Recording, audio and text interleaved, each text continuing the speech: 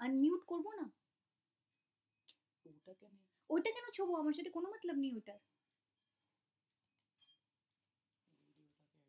এটা বেকার হচ্ছে, এতে রেকর্ডিং হওয়া পসিবল না, উল্টো আমার সিস্টেম রুকে যাচ্ছে। দেখো অনই হচ্ছে না। অন হবে তো ব্যাকগ্রাউন্ড নয়েজ আসতে লাগবে। ओके अब मैं दिख रही हूँ, विजिबल हूँ मैं, ऑडिबल भी हूँ। Yes ma'am. Okay okay so मैं Yes, लोकोमोशन ओके ओके मैं आपके साथ फिर से स्क्रीन शेयर करने जा रही हूँ, जस्ट वेट।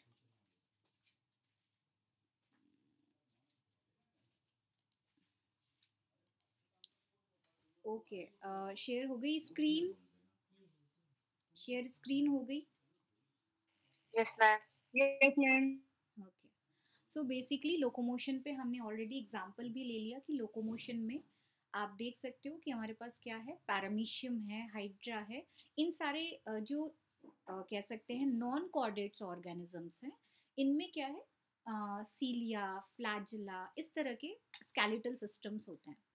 लेकिन हमारे पास प्रॉपर लिम्स का डेवलपमेंट है, हाथ पैर दिए हैं भगवान ने हमें, तो हम उसका इस्तेमाल करते हैं लोकोमोशंस के लिए ना। अब हम बात करेंगे मूवमेंट्स के टाइप्स। लोकोमोशंस पे तो हम बात कर चुके हैं, मूवमेंट्स के टाइप्स के बारे में बात करेंगे कि ह्यूमन में कितने टाइप्स के मूवमेंट्स होते हैं। तो बेसिकली हमारी बॉडी के अंदर 3 तरह के मूवमेंट्स पॉसिबल होते हैं। एक मूवमेंट को कहते हैं एमीबॉइड मूवमेंट, दूसरे मूवमेंट को कहते हैं सिलियरी मूवमेंट, तीसरे मूवमेंट को कहते हैं मास्कुलर मूवमेंट। एमीबॉइड मूवमेंट जो होते हैं, जनरली क्या होता है कि by pseudopodia form by streaming of protoplasm, cytoskeleton elements like microfilaments also help for this types of movements. Like आप कैसे बोल सकते हो कि नाम से क्लियर होना चाहिए, एमीबॉइड, अमीबा कहा जाता है।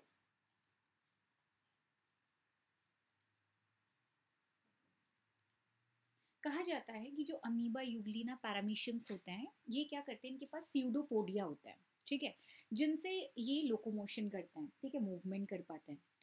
वैसा ही कुछ स्ट्रक्चर हमारी बॉडी के अंदर कुछ कुछ स्पेसिफिक जगह पे काम करता है। जैसे हमारी बॉडी में मैक्रोफाजेस होता है, ल्यूकोसाइट्स होता है, उनमें जो मूवमेंट होती है, ठीक है, माइक्रोफिलामेंट्स, इसमें जो मूवमेंट्स होती हैं ये एमीबॉइड मूवमेंट्स होती हैं, जो बहुत धीरे धीरे होती हैं, ठीक है, स्ट्रीमिंग से होती है। दूसरी मूवमेंट होती है सिलियरी मूवमेंट, सिलियरी मतलब सीलिया की हेल्प से, ठीक है। जैसे आपकी बॉडी का रिप्रोडक्टिव सिस्टम, स्पेशली फीमेल के रिप्रोडक्टिव सिस्टम में जो फीमेल का गैमेट होता है, ओवम या एग, ओवा जो भी आप कहेंगे, वो जब एक जगह से दूसरे जगह तक जाता है, आपके यूट्रस तक जाता है, फैलोपियन ट्यूब, आपको पता ही होगा कि फर्टिलाइजेशन आपके फैलोपियन ट्यूब में होती है, ठीक है, वहां से फिर वो यूट्रस तक पहुंचता है। तो जो मूवमेंट है वो कैसे हो रही है उनके पास, वो वहां से वहां तक कैसे पहुंच रही है, यूट्रस तक कैसे जा रही है, क्योंकि उनके पास सीलिया मौजूद होता है, छोटे छोटे हेयर लाइक स्ट्रक्चर्स होता है। सीलिया की वजह से आपकी मूवमेंट वहां पे पॉसिबल होती है, ठीक है। आप अपने ट्रैकिया की बात कर लीजिए, ट्रैकिया की बात कर लीजिए, ठीक है, एयर पाइप से जो कनेक्टेड होता है, जो ब्रोंकाई और फिर आगे चल के लंग्स में जाता है, जिसको आप जनरली एयर पाइप ही कहते हैं। तो ट्रैकिया के अंदर भी छोटे छोटे बाल जैसे स्ट्रक्चर्स होते हैं, सीलिया, जो एयर को अंदर तक पास होने में हेल्प करती है। इस तरह की जो मूवमेंट्स है वो कैसी मूवमेंट कहलाती है, सिलियरी मूवमेंट्स कहलाती है।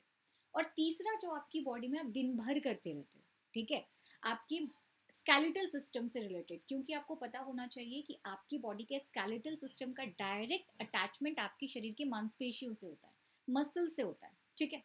तो ऐसा मूवमेंट जिससे आप अपने हाथ, पैर, टंग, जॉज, इस तरह के पार्ट्स को मूव करा पा रहे हो, बिकॉज की मस्कुलर मूवमेंट, क्योंकि आपके उस एरिया के साथ आपकी बॉडी का मसल्स जुड़ा हुआ है। तो 3 तरह के मूवमेंट्स एक ह्यूमन में होती है, एक सिलियरी मूवमेंट, एक मस्कुलर मूवमेंट और एक एमीबॉइड मूवमेंट। यहाँ तक चीजें क्लियर है?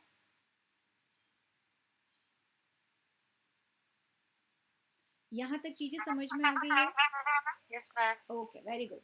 सो नाउ इसके बाद इस पे हम ज़्यादा डीप नहीं जाएंगे, ऑलरेडी मैंने आपको बता दिया है। अब हम जाएंगे अपने स्केलेटल सिस्टम में मस्कुलर सिस्टम पे, यानी हम बात करेंगे मसल्स की, उसके बाद धीरे धीरे हम बोन्स पे जाएंगे।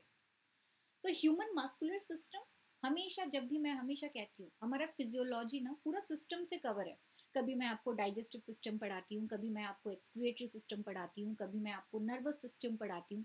सिस्टम कहने का मतलब है एक कोई ऑर्गेनाइजेशन है, उस ऑर्गेनाइजेशन को चलाने के लिए कई सारे लोग एक साथ काम कर रहे हैं। और कई सारे लोग जब एक साथ काम करते हैं किसी ऑर्गेनाइजेशन को चलाने के लिए, तो वो ऑर्गेनाइजेशन अच्छे से चलने लगता है, ठीक है। लेकिन सारे लोग अलग अलग काम करते हैं, लेकिन मोटो उनका वही होता है कि वो ऑर्गेनाइजेशन अच्छे से चल जाए। अब वैसा ही मस्कुलर सिस्टम में क्या है कि ऐसे लोग आपकी बॉडी में इन्वॉल्व है जो आपकी बॉडी में लोकोमोशन एंड मूवमेंट का काम करता है। उनका काम ये नहीं है कि वो आपके हार्ट की हेल्प कर देंगे, ठीक है, आपके लंग्स की हेल्प कर देंगे, आपके स्टमक की हेल्प कर देंगे, नहीं। उनका काम क्या है, उनका डिपार्टमेंट अलग है, सबके डिपार्टमेंट अलग अलग है, कोई किसी के डिपार्टमेंट में इंटरफेयर नहीं करता। वैसा ही एक डिपार्टमेंट हम आज पढ़ रहे हैं, मस्कुलर सिस्टम, जो कि स्केलेटल सिस्टम का एक मेन पार्ट है। सो मस्कुलर सिस्टम में सबसे पहले अगर हम मसल्स की बात करते हैं, तो मसल्स की जो ओरिजिन होती है वो मीजोडर्मल होती है, ठीक है। और साथ ही साथ आपके शरीर के पूरे वेट का जो मांसपेशियां होती है, मतलब मसल्स के पूरे शरीर में मसल्स की कितनी परसेंटेज वेट है, दैट इज 40 to 50% जो है टोटल बॉडी वेट में उसका अपना कॉन्ट्रीब्यूशन मांसपेशियों का। मसल्स के पास क्या क्या गुण होते हैं, क्या क्या कैरेक्टर्स होते हैं, इलास्टिसिटी जनरेट कर सकती है, कॉन्ट्रैक्टिसिटी जनरेट कर सकती है, एक्साइटेबिलिटी जनरेट कर सकती है, एक्सटेंसिबिलिटी जनरेट कर सकती है। ये सारी चीज़ें मसल्स की वजह से होती है। तभी आप इतनी इजीली से एक बाल्टी पानी उठा सकते हैं, आप किसी चीज़ को खींच सकते हैं, दरवाज़ा खोल सकते हैं, लिख सकते हैं, बहुत सारा काम कर सकते हैं। क्यों? क्योंकि आपकी हड्डियों के साथ आपकी मांसपेशियां जुड़ी हुई है और वो बैक में रहकर ये सारा काम करने में आपकी बोन्स की हेल्प कर रही है ना। अब हम बात करेंगे टाइप्स ऑफ मसल्स की। अगर मैं टाइप्स ऑफ मसल्स की बात करूं तो लोकोमोशंस के आधार पर, ऑलरेडी मैंने आपको बता दिया लोकोमोशन क्या होता है, तो लोकोमोशंस के आधार पर आपकी जो मसल्स होती है वो बेसिकली 3 टाइप्स की होती है। एक होती है जो आपकी बात सुनती है, मैंने स्टार्टिंग में भी बताया था। एक होती है जो आपकी बात नहीं सुनती है, और एक होती है जो 24 आवर्स काम करती है, वो एक ही बंदे की बात सुनती है। इसका नाम हम कैसे ले सकते हैं? एक मसल्स जो आपकी बात सुनती है वो होती है स्केलेटल मसल्स, ठीक है। इसको हम कहते हैं वॉलेंट्री मसल्स, यानी हिंदी में कहें तो रेखिक पेशियां, ऐच्छिक पेशियां जो आपके ऑर्डर को फॉलो करती हैं। इनका अगर माइक्रोस्कोपिक स्ट्रक्चर देखो, माइक्रोस्कोप में इस मसल्स को देखोगे ना, तो इनके मसल्स के स्ट्रक्चर्स में आपको ना लंबे लंबे लाइंस नजर आएंगे, स्ट्रेट स्ट्रेट लाइन नजर आएंगे। दैट्स वाई इनका एक और नाम है स्ट्रेटेड मसल्स, ठीक है। और स्केलेटल के साथ डायरेक्ट जुड़ी होती हैं, इसीलिए इनको स्केलेटल मसल्स भी कहते हैं। तो इनके 3 नाम है, स्केलेटल भी कहते हैं, स्ट्रेटेड भी कहते हैं, और आपकी बात मानती भी है तो वॉलेंट्री कहते हैं। लेकिन वही दूसरे नंबर पे जो है वो आपकी बात नहीं मानती, ठीक है। जैसे आपके बॉडी के इंटरनल ऑर्गन्स, आप अगर लीवर को कहो, आप अगर हार्ट को कहो कुछ देर के लिए काम करना बंद कर दो, ठीक है, हार्ट को छोड़ दो, हार्ट तो तीसरे कैटेगरी में आ गया, आप किसी और सिस्टम को ले लो, आप नर्वस सिस्टम को ले लो, आप डाइजेस्टिव सिस्टम को ले लो, आप रेस्पिरेटरी सिस्टम को ले लो, वहाँ की मांसपेशियों को कह दो नहीं भाई आप मेरे अकॉर्डिंग काम करो, तो वो आपकी बात नहीं सुनने वाला। जो आपकी बात नहीं सुनता वो अपनी करता है, वो आपकी क्या हो जाती है, इनवॉलेंट्री मसल्स में आ जाती है, ठीक है। उनको हम क्या कहते हैं, नॉन स्ट्रेटेड। क्यों? क्योंकि जब आप इनको माइक्रोस्कोप के अंदर देखते हैं तो इनके स्ट्रक्चर में आपको कोई स्ट्रेट लाइन नजर नहीं आती, स्ट्रेट बैंड नजर नहीं आती, तो इनको हम स्मूथ मसल्स और नॉन स्ट्रेटेड मसल्स कहते हैं। एंड तीसरे नंबर पे कौन होता है, आपका हार्ट का मसल्स, जो सिर्फ और सिर्फ आपके हार्ट के अंदर पाई जाती है, 24 घंटे काम करती है बिना थके बिना रुके। दैट्स वाई इसको हम कार्डियक मसल्स कहते हैं। ये थोड़ी इनवॉलेंट्री की तरह है, क्योंकि ये भी आपकी बात नहीं सुनती है अगर देखा जाए तो, लेकिन ये कभी रुकती नहीं है, ये कंटिन्यू आपकी बॉडी में काम करती रहती है। आप अगर इस इमेज को देखो तो आपको इसका माइक्रोस्कोपिक स्ट्रक्चर नजर आ जाएगा कि ये कैसे दिखते हैं माइक्रोस्कोप के अंदर, कितना खूबसूरत सा डायग्राम है ना। सबसे पहले हम बात करेंगे मसल्स के टाइप्स में स्केलेटल मसल्स की, जिसको वॉलेंट्री मसल्स और स्ट्रेटेड मसल्स कहते हैं, जैसा कि आप डायग्राम भी देख सकते हो, और इन्होंने एग्जाम्पल भी दिखाया है कि आपकी बॉडी में ये कहाँ कहाँ होते हैं, ठीक है। अब बोन से रिलेटेड है, आपके बोन्स के साथ डायरेक्ट अटैच्ड है, स्केलेटल मसल्स इसीलिए नाम दिया है साइंटिस्ट ने, तो हम कहते हैं कि स्केलेटल से ये डायरेक्ट अटैच्ड होता है, ठीक है। और इनके डायग्राम में आपको स्ट्रेट लाइन नज़र आती है, आपकी बात सुनते हैं तो वॉलेंट्री है, इनके पास ब्लड की सप्लाई बहुत ज़्यादा होती है, that's why rich blood supply को शो करते हैं। फैटिक मसल्स होते हैं, यही आपके ग्रो करते हैं आपकी बॉडी में, मांस जो मसल्स बनती है ये आपके ट्राइसेप्स बाइसेप्स, ये इसी की वजह से हो पाता है, ठीक है। दूसरी चीज क्या है, इनके पास मसल्स फाइबर्स आपको देखने को मिल जाते हैं जिनको हम कहते हैं सिनकाइटियम, ठीक है। और उसके बाद आपको इनके अंदर बहुत सारे माइटोकॉन्ड्रियाज देखने को मिल जाते हैं। अब आपको पता है सेल बायोलॉजी में आपने माइटोकॉन्ड्रिया पढ़ा था, इनको हम पावर हाउस कहते हैं। क्यों? क्योंकि ये आपको ग्लूकोज बना के देती है, आपकी बॉडी को एनर्जी प्रोवाइड करती है काम करने के लिए। और आपकी बॉडी की जो हाथ पैर की हड्डियां, जो आपके स्केलेटल सिस्टम है, इनको 24 आवर काम करना है ना, मतलब 24 आवर तो आपका हर्ट कर रहा है, बट आप काम करते रहते हैं, मूवमेंट कर रहे हैं, बैठ रहे हैं, काम कर रहे हैं, लिख रहे हैं, बोल रहे हैं, कुछ उठा रहे हैं, तो ये इनके लिए आप क्या करते हैं, आपके अपने बोन्स का इस्तेमाल कर रहे हैं, चल रहे हैं, फिर रहे हैं, स्विमिंग कर रहे हैं, तो उस कंडीशन में आप अपने बोन्स का इस्तेमाल कर रहे हैं और बोन्स के साथ डायरेक्टली अटैच्ड है, तो इनके पास एनर्जी होनी चाहिए। और एनर्जी इनको कहाँ से मिलेगी, उनमें इनके पास प्रेजेंट है माइटोकॉन्ड्रियाज, जो बहुत सारे होते हैं, जो इनको एनर्जी प्रोवाइड करते हैं।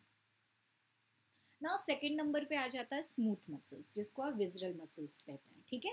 इनके पास कोई भी इनके डायग्राम में स्ट्रेट लाइन नहीं नजर आता, बल्कि ये ऐसे होते हैं। और मैंने क्या कहा था, ये आपकी बात नहीं सुनते हैं।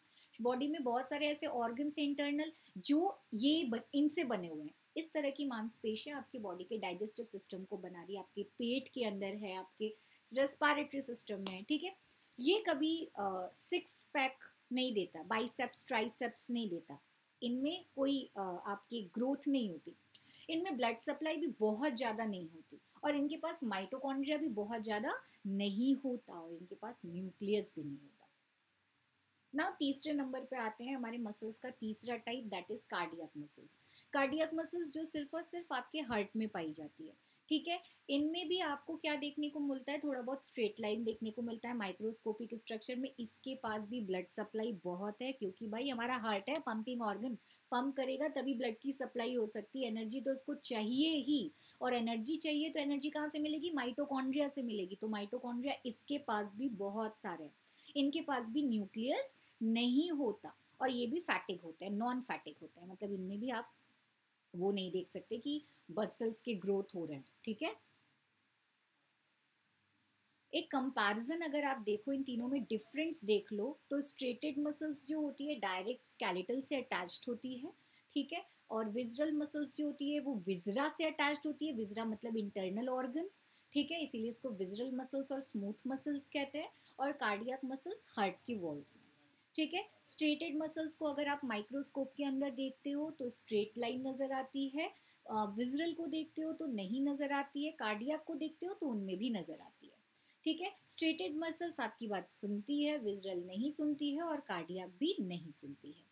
स्ट्रेटेड मसल्स में ब्लड की सप्लाई बहुत अच्छी होती है, कार्डियक में भी बहुत अच्छी होती है, लेकिन इंटरनल ऑर्गन में कम होती है। स्ट्रेटेड मसल्स में फैटिक मसल्स होते हैं, और विजरल जो होती है नॉन फैटिक होती है, और कार्डियक नॉन फैटिक होती है। स्केलेटल मसल्स जो होती है उसमें न्यूक्लियस बहुत सारे होते हैं, विजरल में यूनिन्यूक्लिएट और कार्डियक में यूनिन्यूक्लिएट होती है। वही अगर माइटोकॉन्ड्रिया की बात करूं तो स्केलेटल में बहुत सारा माइटोकॉन्ड्रिया होता है, विजरल में बहुत कम होता है, और कार्डियक में भी बहुत ज्यादा होता है। तो मसल्स के बारे में समझ में आ गया? Yes ma'am. Yes ma'am. सबको अच्छे से आ गया बेटा? कोई डाउट है किसी को? यहाँ तक समझ में आ गया? Yes ma'am. Very good. Just wait.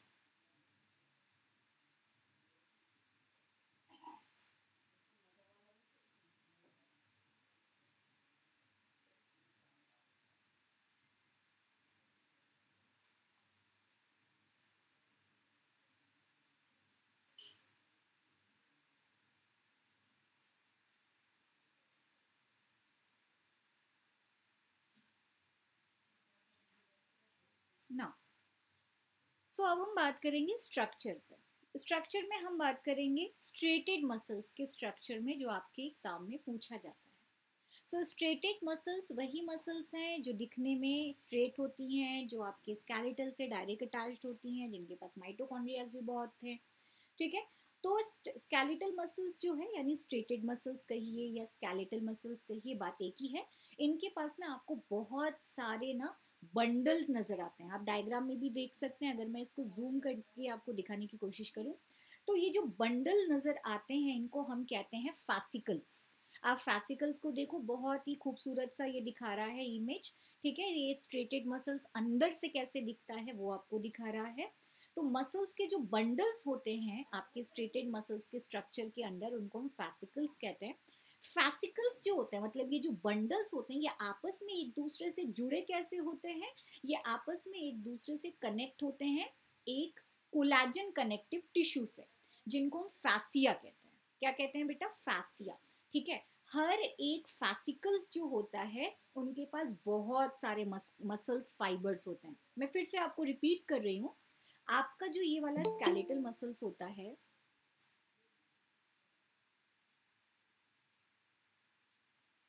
आपका जो ये स्केलेटल मसल्स होता है ये बना किसका होता है? ये बना होता है बहुत सारे मसल्स के बंडल्स का।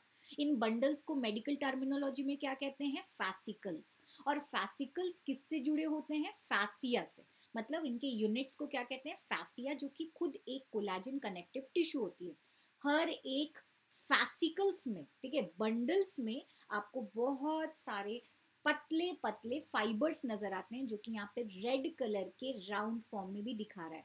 फैसिया भी देख लीजिए कैसा दिखता है, फैसिकल्स यानी मसल्स बंडल भी देख लीजिए कैसा दिखता है, और मसल्स फाइबर देख लीजिए कैसा दिखता है। और उसी में ब्लड की सप्लाई भी जा रही है, ब्लड कैपिलरीज भी जा रही है, ठीक है। और यहाँ पे सार्कोलीमा भी आपको देखने को मिलेगा। सार्कोलीमा क्या होते हैं?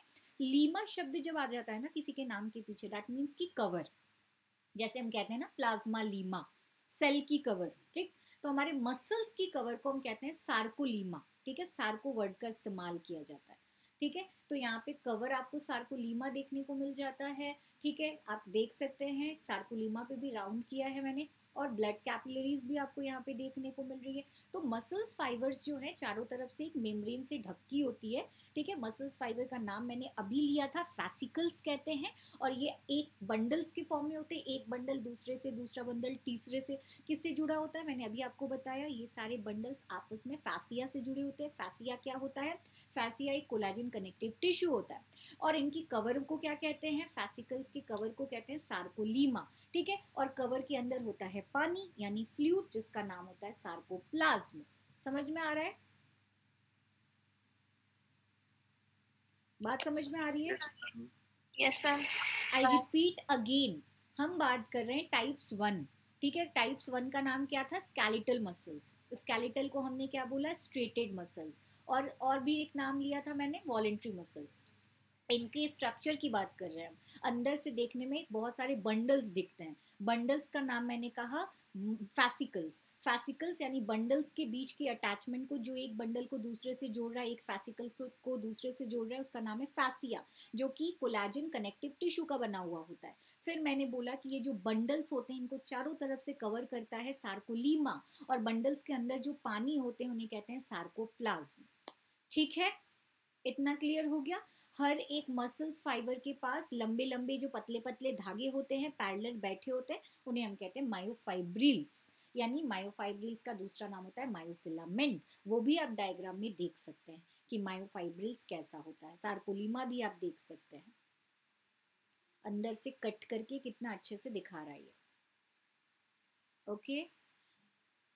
उसके बाद बता रहा है कि हर एक जो मायोफाइब्रिल्स है इसके पास ऑल्टरनेटेड ना बैंड्स होते हैं। एक डार्क कलर का बैंड होता है, एक लाइट कलर का बैंड होता है, ठीक है। डार्क बैंड को कहा जाता है ए बैंड या एन आइसोट्रोपिक बैंड। आप डायग्राम में देखिए ए बैंड वहां पे लिखा भी हुआ है। और जो हल्के कलर का बैंड होता है जिसमें बहुत लाइट लाइंस होती हैं, उनको हम आइसोट्रोपिक और आई बैंड कहते हैं, ठीक है। ये this is due to the presence of two fibrous contractile proteins. ये इसलिए होता है क्योंकि आपके मसल्स के अंदर प्रोटीन्स भी पाई जाती हैं। ये भी क्वेश्चन बहुत अच्छा है कि मसल्स में कौन सी प्रोटीन्स पाई जाती है। मेरी आवाज आ रही है? बहुत ज्यादा ब्रेक हो रही है आवाज। सबके साथ हो रही है? Yes ma'am. Yes ma'am. कहाँ से ब्रेक होना स्टार्ट हो गया है? अभी भी आ रही है ब्रेक होकर? No ma'am. अब क्लियर है? अब क्लियर है? Yes ma'am. ओके, सो मैं बोल रही थी कि हमारा जो ये मायोफाइब्रिल्स होता है, ये ऑल्टरनेट्स होते हैं, एक डार्क कलर का होता है, एक लाइट कलर का होता है। तो इन्होंने क्या किया, साइंटिस्ट ने इसका नाम रख दिया, डार्क कलर वाले बैंड को कहते हैं ए बैंड, जो कि आप डायग्राम में भी देख सकते हैं, ए बैंड। ठीक है, इसको कहते हैं एन आइसोट्रॉपिक बैंड। और लाइट कलर के बैंड को कहते हैं लाइट बैंड या फिर आई बैंड, आइसोट्रॉपिक बैंड। ठीक है, ये क्यों है? बिकॉज कि यहाँ पे प्रोटीन्स पाए जाते हैं, आपके मसल्स के अंदर दो तरह के प्रोटीन्स पाए जाते हैं, इसका नाम आपको पता होना चाहिए। एक होता है एक्टिन और एक होता है मायोसिन। आपसे पूछा भी जाता है मसल्स प्रोटीन्स के नाम बताइए, ऐसे प्रोटीन का नाम बताइए जो आपकी मांसपेशियों में पाई जाती है, that is actin and myosin. तो ये जो डार्क और लाइट कलर का बैंड है, ये इसलिए क्योंकि यहाँ पे दो कॉन्ट्रेक्टाइल प्रोटीन्स पाई जाती है, जिनका नाम है एक्टिन फिलामेंट्स और मायोसिन फिलामेंट्स। एक्टिन वाला पतला होता है, मायोसिन वाला मोटा होता है। एक्टिन वाला आई बैंड में पाया जाता है और ए बैंड में एक्टिन और मायोसिन दोनों तरह के प्रोटीन्स पाए जाते हैं। ये देखिए कितनी खूबसूरत तरीके से एक दूसरे के ऑल्टरनेट ये बैठे हुए हैं पैरेलली। ये क्या है, अरेंज्ड है मसल्स के अंदर। जूम करके और देखना है तो ये इस तरीके से दिखता है कुछ। ठीक है, ए बैंड में आपको लाइटर मिडल रीजन नजर आता है, जिसको एच बैंड कहते हैं। इस डायग्राम में आप देख सकते हैं एच बैंड। ठीक है, it is formed for of only myosin. ठीक है, और दूसरा जो थिन डार्क लाइन होती है एम लाइन, ये सेंटर में होती है, जिसको हम एच जोन कहते हैं।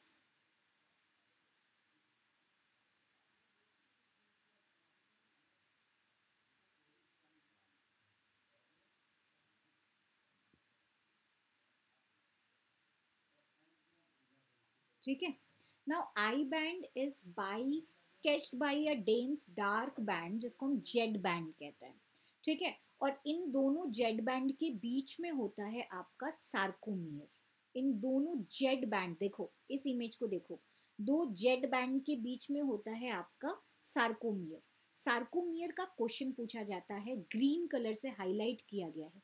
Sarcomere are the structural and functional unit of muscles. जैसे सेल का डेफिनेशन होता है, cell is the structural and functional unit of living body, वैसे ही आपका सार्कोमियर मसल्स का होता है। मसल्स के स्ट्रक्चरल एंड फंक्शनल यूनिट को सार्कोमियर कहा जाता है। ठीक है, आप देखो इसमें और क्या बता रहा है कि जो आई बैंड होते हैं, जो आपको आई बैंड नजर आ रहा है, वो क्या होते हैं, बाई स्केच्ड होते हैं। देखो आप इस डायग्राम को देखो, जो थोड़ा सा कह सकते हैं ब्लैक एंड व्हाइट आपको दिख रहा है, बाई स्केच्ड होते हैं by a dense dark band, जिसको हम जेड लाइन कहते हैं। ये जेड लाइन आपको आई बैंड में देखने को मिल रहा है। और कहा भी जा रहा है कि दो जेड लाइंस के बीच में आपका सार्कोमियर होता है। दो जेड लाइन, अब आप देख लो, सोच लो, दो जेड लाइन कहाँ पे है। एक जेड लाइन आपको दिख रहा है और दूसरा जेड लाइन आप इमेजिनेट कर लो, तो दो जेड लाइन के बीच में सार्कोमियर प्रेजेंट होता है। ठीक है, बार बार एक टर्म का मैं इस्तेमाल करी थी, एक्टिन और मायोसिन प्रोटीन के बारे में, इसके बारे में भी थोड़ा बहुत जान लेते हैं। इनको हम कॉन्ट्रेक्टाइल प्रोटीन्स कहते हैं। ये भी क्वेश्चन पूछा जाता है, मसल्स में कौन से कॉन्ट्रेक्टाइल प्रोटीन्स पाए जाते हैं, तो आपको नाम याद रखना है एक्टिन और मायोसिन। एक्टिन जो होता है बेसिकली फिलामेंट से मिलकर बना होता है। दो फिलामेंट्स होते हैं, डबल हेलिक्स फॉर्म में होते हैं, जैसे आप डायग्राम में ग्रीन कलर के छोटे छोटे बॉल्स देख रहे हो, डीएनए जैसा वैसा देखने को मिलता है। यहाँ पे आपको ग्लोब्यूलर स्ट्रक्चर्स देखने को मिलता है। एक्टिन का ग्लोब्यूलर एक्टिन देखने को मिलता है, जो पॉलीमेरिक फॉर्म में होते हैं। एक्टिन में आपको दो अदर प्रोटीन्स भी देखने को मिलता है, जिनका नाम होता है ट्रोपोमायोसिन एंड ट्रोपोनिन। ट्रोपोमायोसिन भी आप डायग्राम में देख लीजिए, किसी से को ट्रोपोनिन कहा जा रहा है, छोटे छोटे बॉल्स हैं, और एक बैंड है उसको हम ट्रोपोमायोसिन कह रहे हैं। ये दोनों आपस में मिलकर एक्टिन को बनाने का काम करते हैं। ठीक है, टू फिलामेंट्स ऑफ ट्रोपोमाइसिन जो होते हैं रन करते हैं ग्रुप्स में, और ये डबल हेलिक्स स्ट्रक्चर बनाते हैं। ट्रोपोनिन के पास 3 यूनिट्स होती है जो एक दूसरे के ऊपर लोकेट करते हैं, इंटरवली हम कह सकते हैं। आप देखो ट्रोपोनिन कैसे बैठे हुए हैं, एक एक के ऊपर 3 बॉल्स हैं, दूसरे के ऊपर 3 बॉल्स है, तीसरे के ऊपर 3, ऑल्टरनेट फॉर्म में बैठे हुए हैं। 3 सब यूनिट्स कहते हैं इनको हम, ठीक है। और उसके बाद इन द रेस्टिंग स्टेट, जब रेस्टिंग स्टेट होती है तो ये जो सब यूनिट्स होते हैं ट्रोपोनिन के, ये बाइंड कर जाते हैं, ठीक है, binding sites for myosin on the actin filaments, ठीक है, एक्टिन फिलामेंट्स के ऊपर। दूसरा जो प्रोटीन होता है वो मायोसिन प्रोटीन होता है। मायोसिन प्रोटीन भी फिलामेंट से मिलकर बने होते हैं, बहुत सारे पॉलीमर्स होते हैं जिनको मेरोमायोसिन्स कहते हैं। मेरोमायोसिन्स के 2 पार्ट्स होते हैं, आप डायग्राम में देख सकते हैं, एक हैवी पार्ट होता है और एक लाइट पार्ट होता है। हैवी पार्ट को हैवी मेरोमायोसिन या फिर शॉर्टकट में HMM कहते हैं या क्रॉस आर्म कहते हैं, जिसमें एक हेड होता है, ग्लोब्यूलर हेड होता है। आप देखिए डायग्राम में हेड लिखा भी है, ग्लोब्यूलर जैसा है इसीलिए ग्लोब्यूलर हेड कह रहे हैं। छोटा सा एक कह सकते हैं शॉर्ट आर्म होता है, ठीक है। ये दोनों हिस्सा जो होता है वो HMM का होता है, जिसको हैवी मेरोमायोसिन कहते हैं, ठीक है, जो बाहर की तरफ निकला हुआ होता है। अब पीछे की तरफ जाओ, टेल रीजन में जाओ, तो टेल वाले रीजन को हम लाइट मेरोमायोसिन कहते हैं, जिसका शॉर्टकट होता है LMM। समझ में आया? Yes ma'am. ठीक है, यहाँ इसी इमेज में आपको 2 साइट नजर आता है बाइंडिंग का। तो मायोसिन का एक हिस्सा एक्टिन प्रोटीन से चिपका होता है और एक हिस्सा ATP से चिपका होता है।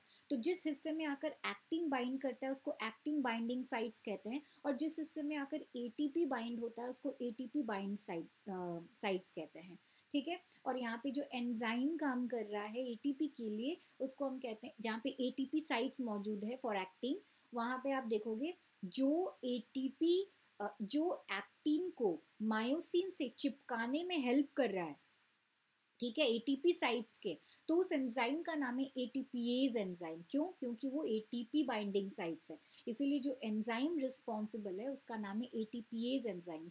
तो जो हेड वाला रीजन है, ग्लोब्यूलर हेड वाला रीजन है, वो एक्टिव होता है कहाँ पे? ATPase एंजाइम्स की वजह से। जहाँ पे आपको बाइंडिंग साइट्स नजर आ रही है, ATP वहाँ पे आकर बाइंड करता है, ठीक है। एंड एक्टिव साइड ऑफ वहाँ पे आपको ATP के अलावा ऊपर की तरफ एक्टिन भी बाइंड करते हुए देखने को मिल रहा है। ये सारी चीजें आपको ग्लोबुलर हेड में देखने को मिल रही है। इतना क्लियर हो गया? Yes ma'am. Okay okay.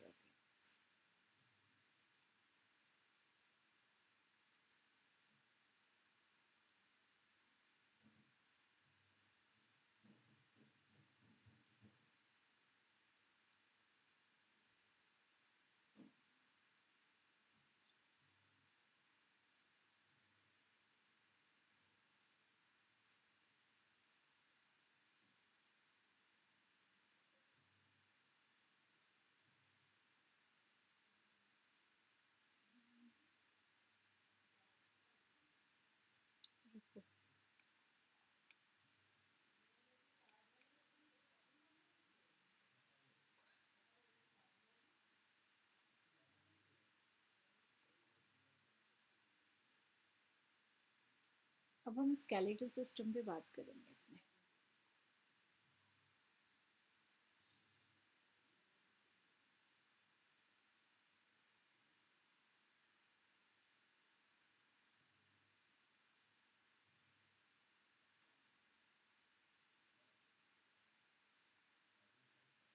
Okay, सो अब मसल्स की बात हो गई। देखो स्केलेटल सिस्टम में हम यही सारा पढ़ते हैं, बेसिक से स्टार्ट करते हैं, क्या होता है मूवमेंट, लोकोमोशन, फिर मसल्स के बारे में पढ़ते हैं, देन हम अब पहुंचेंगे अपने स्केलेटल सिस्टम पे, बोन्स के बारे में बात करेंगे।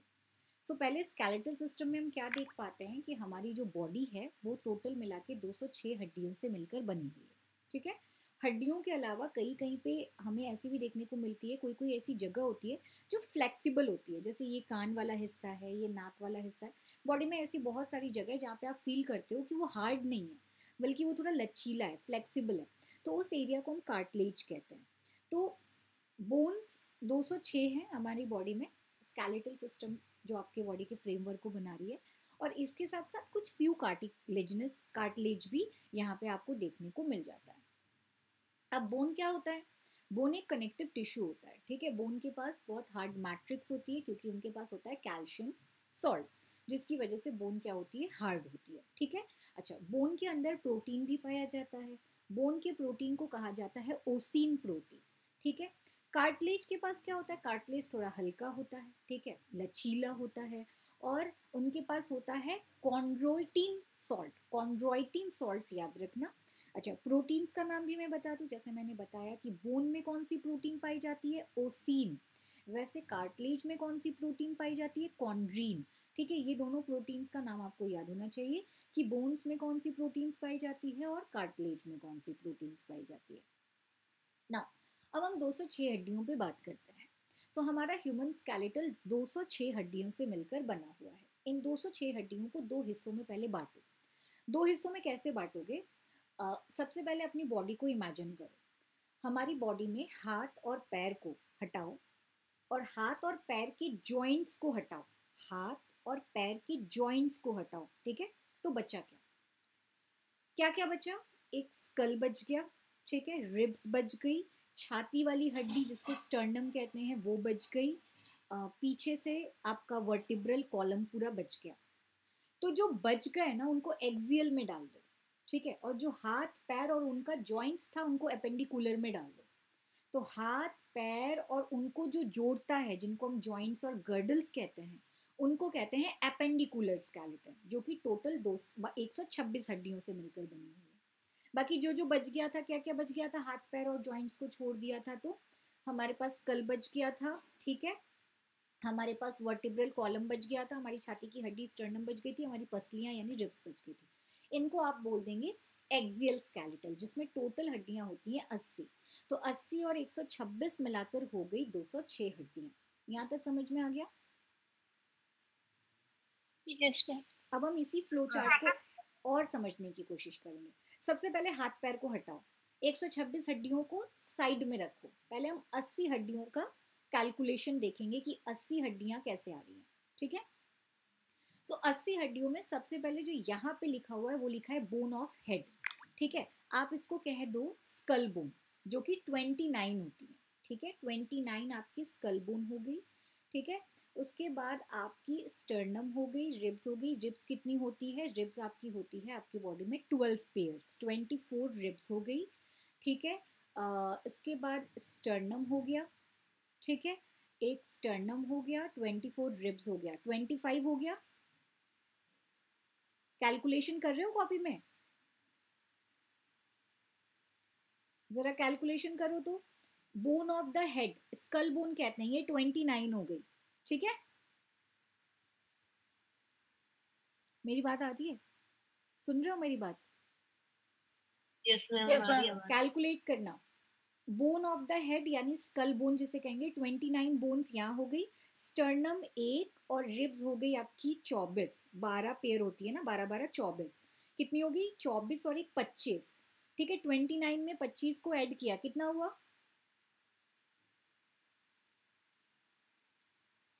बताओ, ठीक है। अभी 80 लेस होने में 80 लेस होने में कितने बोन बचे हैं,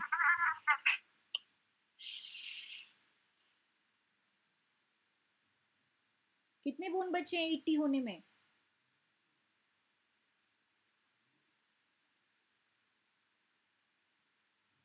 बताओ। 26। यस, सो 26 क्या हो गई, वर्टिब्रल कॉलम हो गई। तो बोन ऑफ द हेड में कितनी हड्डियां हैं, 29, वर्टिब्रल कॉलम में कितनी है, 26, स्टर्नम कितना है, 1, रिब्स कितना है, 24, हो गया 80 हड्डी। 80 हड्डियां आ गई, यस मैम। ठीक। अब 29 को क्लियर करते हैं, लिखते रहो कॉपी में तब समझ में आएगा। 29 को क्लियर करेंगे कि 29 कैसे है। तो 29 में देखो, स्कल ये रहा स्कल। स्कल में आपके चेहरे में टोटल 14 हड्डियां होती हैं। 29 में 14 को माइनस करो, 14 हड्डियां स्कल में हो गई, ठीक है। इसके बाद दो कान है, एक कान में 3 हड्डी होती है, इंसस, स्टेप्स एंड मालस। दोनों कान मिला के ईयर ऑसिकल्स कितने हो गए, 6 हो गए, ठीक है। 14 हड्डियां चेहरे में, 6 हड्डियां कान में, ठीक है। उसके बाद एक टंग बोन होता है जिसका नाम होता है हायोइड, एक हड्डी यहाँ पे हो गई, ठीक। उसके बाद आपकी दिमाग की हड्डी क्रैनियल बोन जो होती है 8, 29 हो गया। Yes ma'am. ठीक है, वर्टिब्रल कॉलम तो आप जानते ही हैं, पूरा आपका स्पाइनल कॉर्ड इसी वर्टिब्रल कॉलम के अंदर प्रोटेक्ट होता है। वर्टिब्रास होते हैं एक एक एक एक करके, पीछे आपने देखा होगा, इस डायग्राम को देखिए नीचे यहाँ पे जहाँ कर्सर दिख रहा है मेरा, ये एक एक एक एक वर्टिब्रास होते हैं, यूनिट्स होते हैं वर्टिब्रल कॉलम के। 26 इसको काउंट करने की जरूरत ही नहीं है। स्टर्नम सिर्फ एक होती है जो यहाँ पे होती है, छाती की हड्डी को कहते हैं। और रिब्स तो आप जानते ही हैं, एक साइड में 12 होती है, दूसरे साइड में भी 12 होती हैं, तो टोटल मिला के 24। तो ये हो गया 80 हड्डियों का फंडा क्लियर।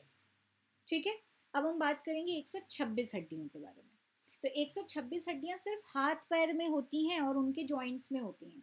ठीक है, तो पहले तो हम जॉइंट्स पे बात करते हैं।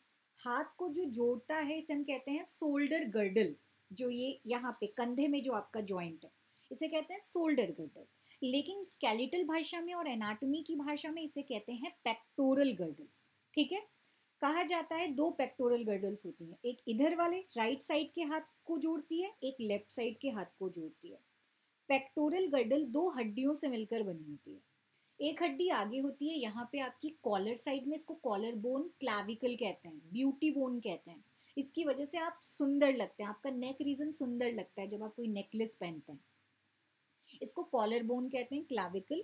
दूसरा पीछे होता है, जो आप जिम करोगे या मूवमेंट करोगे तो पीछे दिखता है ट्रायंगुलर शेप का, उसे कहते हैं स्कैप्यूला, शोल्डर ब्लेड। ठीक है, तो 2 बोन से मिलकर आपका पेक्टोरल गर्डल बना होता है, एक क्लैविकल और एक स्कैप्यूला। ठीक है, तो 2 हड्डी एक साइड हो गई, सेम एज इट इज यहाँ पे भी 2 हड्डियां हो गई। तो आपके ऊपर साइड में जॉइंट्स में टोटल मिला के पेक्टोरल गर्डल में 4 हड्डियां हो गई। ठीक है, 4 हड्डियां। अब 126 में से आप ऐसे निकाल सकते हो, 120 सिर्फ हाथ और पैर में होती हैं और 6 हड्डियां सिर्फ और सिर्फ गर्डल्स में होती हैं। तो 6 गर्डल्स में 4 का फंडा तो क्लियर हो गया, बचा 2 हड्डी। तो आपका नीचे कमर साइड आओ, जो आपके पैर को जोड़ता है, इसे हम कहते हैं पेल्विक गर्डल, यहाँ पे 2 बोन्स होती हैं। ठीक है, तो 4 ऊपर और 2 नीचे, टोटल मिला के कितनी हो गई? 6। बात समझ में आ रही है? ठीक है, तो गर्डल्स कितनी हो गई? 4 ऊपर नीचे 2, 6 हड्डियां गर्डल्स में हो गई। अब हमें 120 हड्डियां देखना है, तो सबसे पहले हम अपर लिम्स पे बात करते हैं, यानी हाथ की हड्डियों की बात करते हैं। जॉइंट्स की बात, सबसे पहले हाथ की जो पहली हड्डी होती है इसको कहते हैं ह्यूमरस, इसका नाम होता है ह्यूमरस, जो कि एक होती है।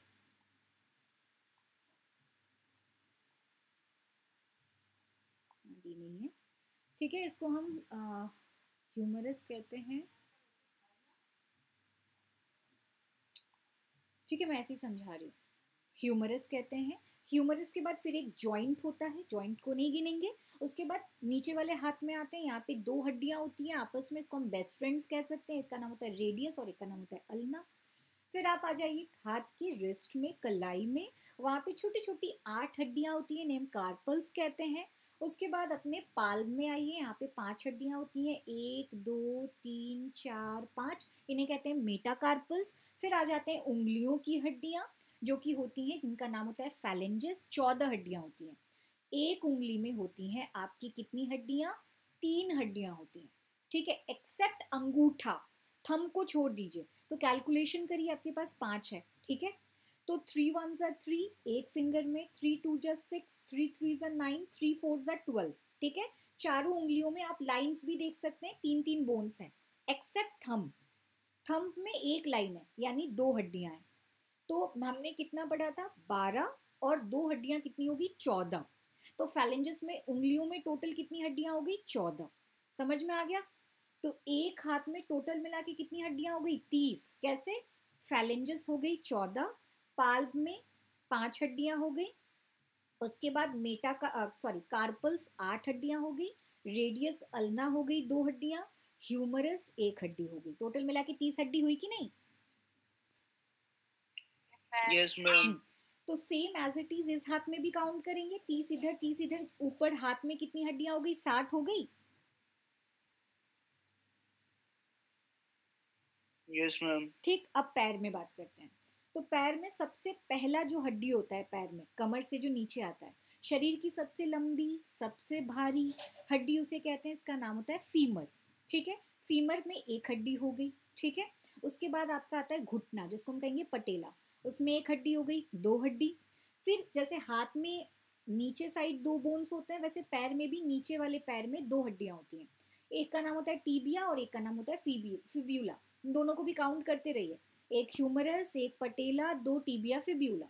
फिर जैसे हाथ की कलाई में मैंने कहा था 8 हड्डियां होती हैं, वैसे पैर जिसे हम कार्पल्स कहते हैं, वैसे पैर में भी एरियो साइड में 7 हड्डियां होती हैं जिसे हम टार्सल्स कहते हैं। ऊपर सी है तो नीचे सी को हटा के टी लगा दीजिए, टार्सल्स कहते हैं। 7 हड्डियां होती हैं, ऊपर 8 हड्डियां थी, नीचे 7 हड्डियां होती हैं। क्यों? क्योंकि एक हड्डी पटेला के पास चली गई। ऊपर पटेला तो था नहीं, घुटना तो था नहीं ऊपर हाथ के पास, पैर के पास है तो पटेला में चला गया। ठीक है, उसके बाद फिर जैसे हाथ में हमने पाल में 5 हड्डियां गिना था, वैसे पैर के पत्ते में जाइए, 5 हड्डियां आपको वहां मिलेंगी, उसे कहेंगे मेटाटार्सल्स। ऊपर क्या कह रहे थे? मेटाकार्पल्स। ठीक है, फिर पैर की उंगलियों में जाइए, एज इट इज पैर की उंगलियां छोटी छोटी होती हैं लेकिन हड्डियां सेम है। अंगूठे में 2 है, बाकी सब में 3 हड्डियां हैं, तो उन्हें हम क्या कहते हैं? उंगलियों की बोन्स को क्या कहते हैं? फैलेंजेस। तो 14 पैर में पैर की उंगलियों की हड्डियां हो गई। तो सेम काउंट कर लीजिए, एक पैर में 30 हड्डियां आ गई। कैसे?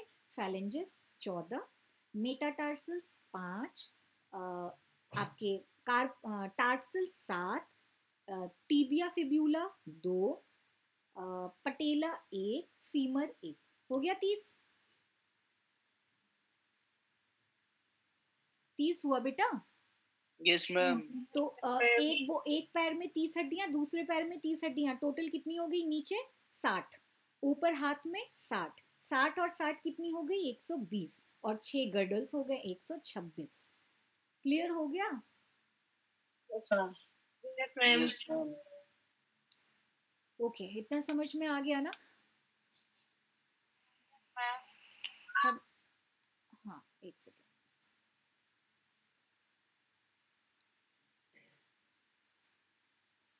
ओके, सो आज हम इतना ही पढ़ेंगे बेसिक, क्योंकि बहुत बड़ा चैप्टर है ना, तो थोड़ा सा लगेगा, और ज़्यादा पढ़ा दूंगी तो फिर आपके सर के ऊपर से भी चला जाएगा। ठीक है? Yes ma'am. ओके, सो आज की क्लास हम यहीं तक करेंगे, और कोई नोट डाउन करके प्लीज़ रख दो। इसके बाद हम इसके आगे के टॉपिक को कंटिन्यू करेंगे। ऑलरेडी मैंने आपको सारी चीज़ें बता दी हैं। अब क्या है, जस्ट सारे बोन्स के बारे में थोड़ा थोड़ा ओवरव्यू बस सिर्फ लेना है। रिब्स के बारे में पढ़ना है, वर्टिब्रल कॉलम के बारे में पढ़ना है, ह्यूमरस, रेडियस, अल्ना थोड़ा बहुत पढ़ना है, दैट्स इट। इतना आपको पढ़ना है तो हमारा स्केलेटल सिस्टम भी खत्म हो जाएगा। ठीक है, सबको समझ में आ गया? Yes ma'am. Thank you ma'am. Okay, thank you. आज की क्लास हम यहीं पे ओवर करते हैं, फिर नेक्स्ट क्लास में मिलेंगे। Thank you very much. Leave कर जाइए। Thank you ma'am. Okay okay, thank you.